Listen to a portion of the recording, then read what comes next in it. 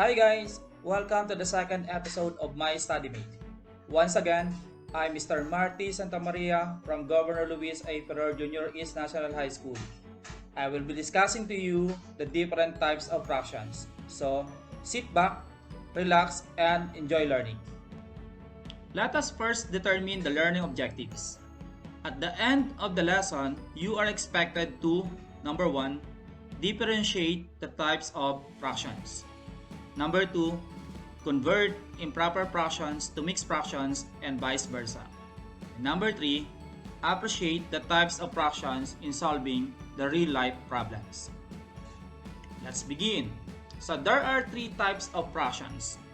So we have proper fraction, improper fraction, and the mixed fraction. So let us begin with a proper fraction. When we say a proper fraction, it is a fraction whose numerator is less than the denominator. Okay, so for example, we have 1/2, 1/4, and 3/4. So all of the numerators are less than the denominators. The second type of fraction is improper fraction. The prefix in means not. So when you say improper fraction, it is not proper fraction. It is a fraction whose numerator is greater than or equal to the denominator. For example, so we have 4 out of 4 on the first pizza and 3 out of 4 on the second pizza.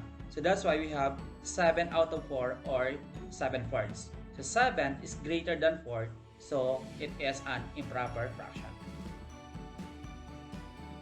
Another example of improper fraction is 4 out of 4 or 4/4. So we can see that the numerator is equal to the denominator. All we know that if they are equal, then it is only equal to 1.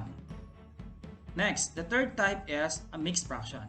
It is a combination of a whole number and a proper fraction. Example, we have 1 whole of pizza and 3/4 of pizza, so we have 1 and 3/4 of pizza. Next, let us compare the improper fraction from the mixed fraction. Okay, so we have 7/4 and we have 1 and 3/4. How do you compare these two types of fractions? So based on the illustration, 4/4 is the same as 1 whole. Then 3/4 is also equal to 3/4. So definitely, 7/4 is equal to 1 and 3/4. Means, so therefore, we can convert improper fraction to mixed fraction. Here are the steps. Number 1, divide the numerator by denominator. Second, write the quotient as the whole number. Third, write the remainder as the numerator and copy the same denominator. So let us take this example number 1. Convert 7/4 to a mixed fraction. So we are going to divide 7 by 4. So dividing 7 by 4, it gives us a quotient of 1 and a remainder of 3. Do I need to show you the solution? Okay, sige. So let us divide 7 by 4. So how many 4 can you get from 7? Of course, we have 1. Then multiply. So 1 times 4 equals 4. Then subtract. So 7 minus 4 is 3. Then 3 becomes now the remainder. So what are we going to do with 3? So place or put 3 on the numerator of the proper fraction, and on the denominator is the divisor. So therefore, 7/4 equal to 1 and 3/4. So let us consider the example number 2. Convert 29/5 to a mixed fraction. First, we are going to divide 29 by 5. So, of course, 29 by 5 is equal to 5. Then, multiply 5 times 5 is 25. Subtract 29 by 25. So, the difference equal to 4. Then, this 4 becomes now the remainder.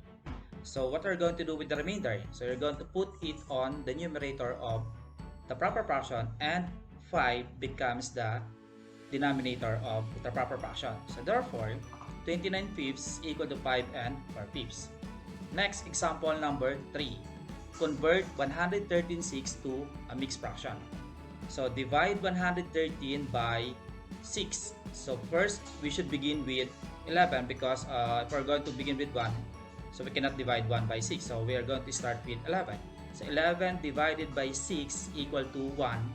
Then 1 times 6 equals 6. Then subtract 11 by 6. So the difference is 5. Bring down 3. Next, divide 53 by 6. So how many 6 are there in 53? So we have 8. Then 8 times 6 equal to 48. Then subtract, we have 5. Then 5 becomes now the remainder. Then 5 will be the numerator of the proper fraction and 6 becomes the denominator. So I am going to show you the shortcut method of dividing 113 by 6. So first, divide 11 by 6. So of course we have 1.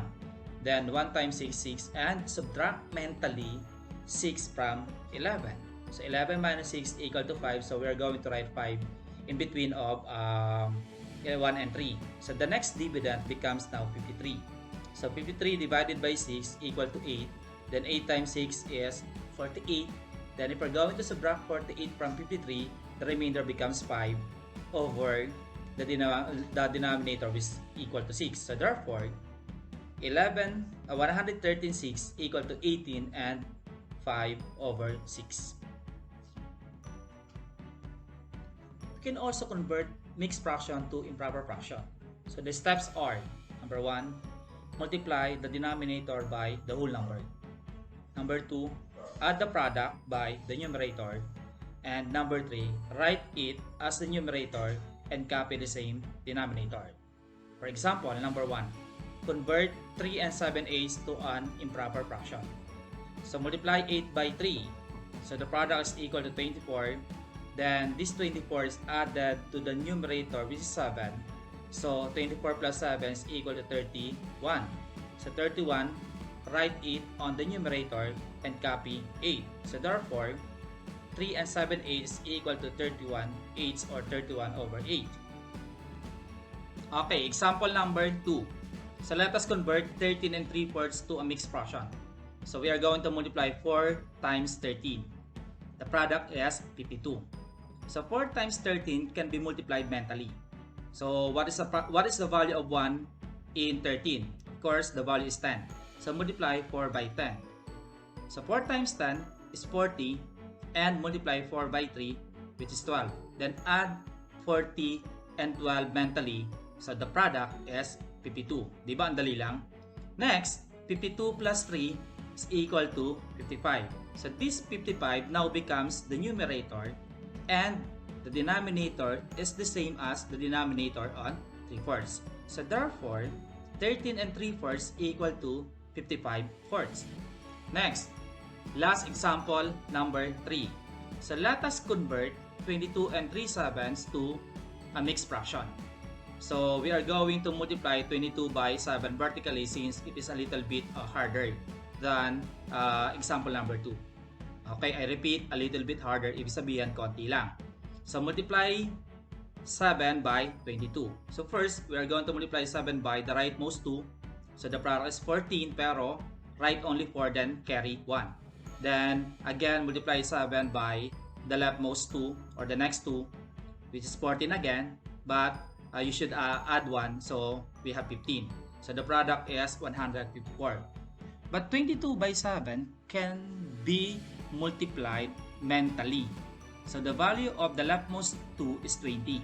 So 7 times 20, so that is 140, right? Then 7 times 2, that is 14. And add 140 and 14 mentally. Can you do it? Of course. So we have 154. So 154 will be added by the numerator 3. So the sum is 157. Then 157 now becomes the numerator and 7 is the denominator. So therefore, 22 and 3/7 is equal to 157 over 7. Okay, so did you get it? I hope that you learned something from our episode number 2 and see you guys in our episode number 3. Bye-bye! Thank you guys and God bless.